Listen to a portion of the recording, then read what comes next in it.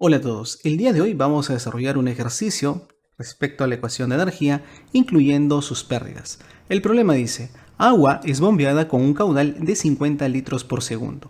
El NPCH requerido de la bomba es 3 metros. Determine el máximo valor de delta de Z que se muestra en la figura para evitar que se genere cavitación. Incluya todas las pérdidas de la tubería. En este caso, observamos que tenemos nuestra bomba y nosotros sabemos que justamente antes de que el flujo ingrese por la bomba, la presión en esta zona será negativa. Esa presión negativa hace referencia a la presión manométrica. Si esa presión manométrica nosotros le sumamos la presión atmosférica, vamos a tener la presión absoluta. Y esa presión absoluta tiene que ser mayor a la presión de vapor del agua que está a una temperatura dada.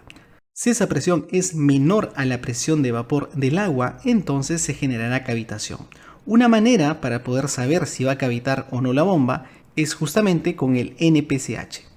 En este caso hay dos tipos de NCPH. Uno viene a ser el requerido, el cual te lo da el fabricante de la bomba, que en este caso me están diciendo que es 3 metros. Y otro NCPH es el disponible que tú tienes que calcular a partir de tu sistema. Entonces nosotros vamos a calcular el NPCH disponible y para ello vamos a determinar cuál sería el delta de Z máximo con la finalidad de que la bomba no cavite, es decir, que la presión en este punto sea igual o mayor a la presión de vapor. Y esa presión, vuelvo a repetir, hace referencia a la presión absoluta. Muy bien, lo que vamos a hacer en este caso es plantear nuestra ecuación de energía. ¿Dónde la vamos a plantear? Este va a ser nuestro punto 1, justamente en la superficie del reservorio, y acá, antes que entre a la bomba, va a estar ubicado nuestro punto 2. Vamos a hacer energía de 1 a 2. Vamos a tener lo siguiente. La presión de 1 sobre la densidad por la gravedad, más la velocidad de 1 al cuadrado sobre 2 veces la gravedad más Z1. Y esto tiene que ser igual al punto 2, la energía del punto 2, que viene a ser presión 2 sobre densidad por gravedad más la velocidad al cuadrado de 2, todo esto sobre 2 veces la gravedad más Z2 más las pérdidas que hay en toda esa línea de succión.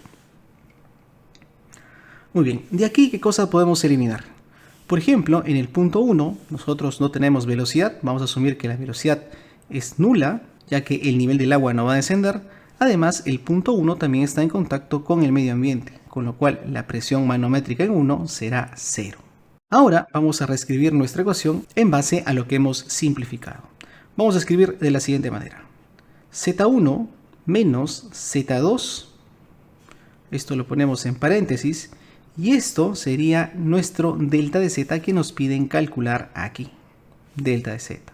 Menos las pérdidas, HL, está sumando, pasa a restar en este lado, menos la presión de 2 sobre densidad por gravedad. Y esto va a ser igual a la velocidad de 2 al cuadrado sobre 2 veces G. Ahora, lo que tenemos que saber es que esta presión 2 que está aquí viene a ser la presión manométrica, que obviamente si tú operas va a ser negativa, porque en la succión la presión es negativa. Sin embargo, la presión de vapor es una presión absoluta, y tú sabes que en el punto 2 la presión tiene que ser mayor o igual a esa presión de vapor para que no ocurra cavitación. Para garantizar eso, nosotros vamos a escribir lo siguiente, que la presión 2 más la presión atmosférica tiene que ser mayor o igual a la presión de vapor. Recuerda que esta presión de vapor es un tipo de presión absoluta. Con esto, nosotros podemos definir si en el punto 2 habrá cavitación o no. Por lo tanto, la igualdad sería así, que la presión 2 va a tener que ser igual a la presión de vapor menos la presión atmosférica. Y colocamos igual ya que ese será nuestro límite para que no ocurra cavitación. Por lo tanto, reemplazamos esto en la expresión que ya tenemos. Sería, en este caso, que Z1 menos Z2, que viene a ser el delta de Z, menos las pérdidas en toda la línea, incluyendo fricción y accesorios, menos presión 2, pero la presión 2 viene a ser la presión de vapor menos la presión atmosférica. Todo eso está entre paréntesis, y esto dividido entre la densidad y la gravedad. Y esto de acá vendría a ser el NPCH disponible. Lo ponemos como una de acá. Y como hemos dicho, este NPCH disponible tiene que ser mayor al NPCH requerido con la finalidad de que no exista cavitación. Y este NCPH requerido es igual a 3 metros. Esa sería nuestra ecuación, lo que tenemos que resolver en este problema. Muy bien, vamos a calcular primero el valor de las pérdidas. En este caso, las pérdidas totales, ¿a qué van a ser igual?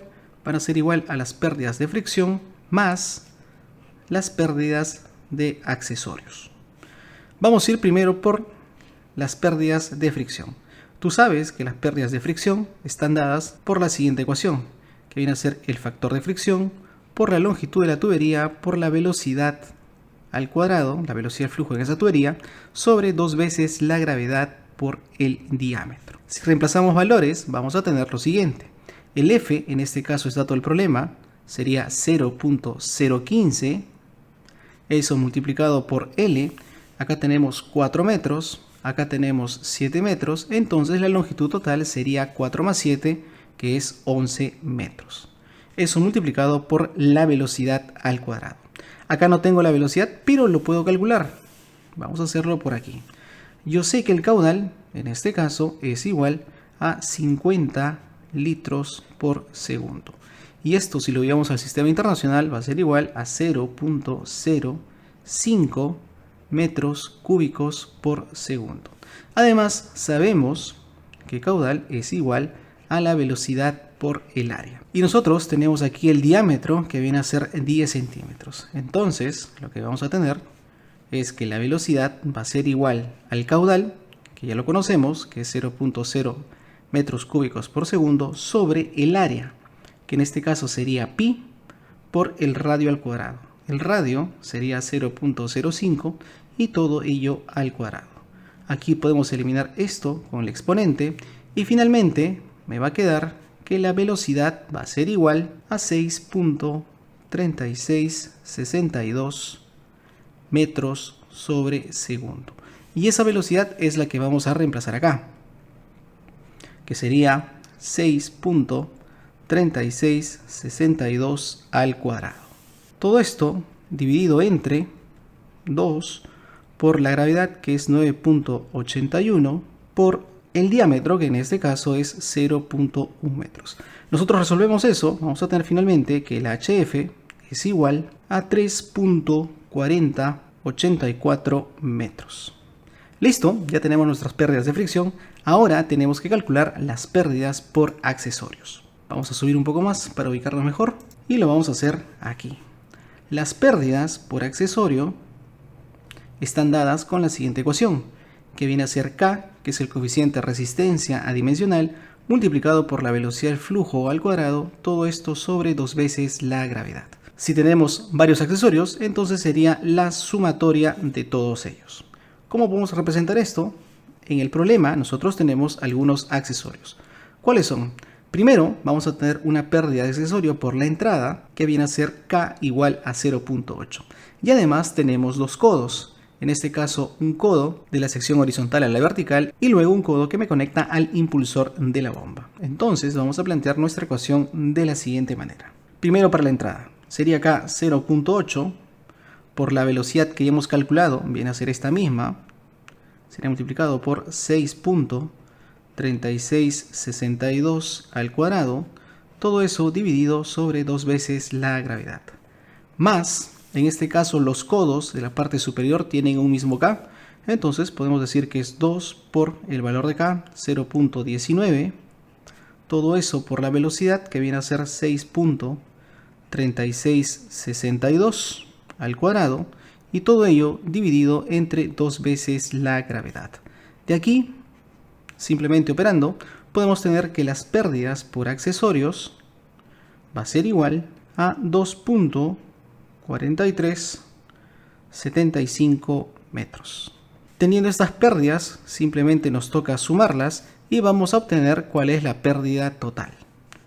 Vamos a seguir avanzando más arriba para tener más espacio y vamos a tener finalmente que la pérdida total, que está representada con HL, va a ser igual a la pérdida de la fricción más la pérdida por accesorios. Y esto sumaría 5.8489 metros. Muy bien, teniendo esos datos, ahora tenemos que reemplazar en esta ecuación de aquí, que viene a ser la ecuación del NPCH disponible. Ecuación que hemos deducido, con lo cual podemos saber cuál va a ser la variación de Z. Entonces vamos a plantearla de la siguiente manera. Sería Z1 menos Z2 menos las pérdidas totales, que en este caso sería menos 5.8489, menos la presión de vapor del agua. Y acá tenemos que hacer una aclaración. Nosotros sabemos que nuestra temperatura del agua, según dato del problema, está a 20 grados. Además que la presión atmosférica es igual a 101 kilopascales. Para el agua, cada temperatura va a tener una diferente presión de vapor. Y ello lo tenemos que saber mediante tablas. Aquí en la parte superior está una tablita. Buscamos la temperatura. Aquí está para 20 grados. Tenemos la densidad para 20 grados. Y tenemos acá la presión de vapor para 20 grados. ¿Eso qué significa? Que si la presión absoluta antes de que el flujo ingrese a la bomba es igual o mayor a 2340, porque acá está en kilopascales, entonces la bomba no va a cavitar. ¿Cuál es la presión de vapor? 2340 pascales. Regresamos a la parte inferior teniendo esa información y reemplazamos acá. La presión de vapor, ¿cuánto es? Es 2340. Menos la presión atmosférica, que en este caso vamos a ser bastante precisos. Sería 101.325 pascales. Esto está en pascales y la presión atmosférica también. Eso dividido entre la densidad por la gravedad. Y la densidad, que en este caso viene a ser 998.2 multiplicado por 9.81. Esto va a tener que ser igual a ¿cuánto? Al valor de 3. Ya que ese es el NPCH requerido, entonces para que no cavite estoy colocando acá el límite que me permite que esto funcione correctamente para yo finalmente saber cuál sería el valor de la diferencia de las cotas Z1 menos Z2. Si nosotros desarrollamos esa operación, vamos a obtener lo siguiente. Vamos a tener que Z1 menos Z2 va a ser igual a menos 1.2595 metros. Sin embargo, como Z2 es mayor que Z1, este valor va a ser negativo. Por lo tanto, el delta de Z tendría que ser simplemente 1.2595 metros positivo. Y esa sería la respuesta al problema. Eso significa que si mi delta de Z es igual a este valor, la bomba no va a cavitar, ya que el NSPH requerido viene a ser 3 metros. Si obtuviera un valor de NSPH disponible menor a estos 3 metros, en ese caso la bomba sí cavitaría. Espero que este problema te haya sido de ayuda y si tienes cualquier duda o consulta, por favor hazlo en los comentarios. Saludos a todos.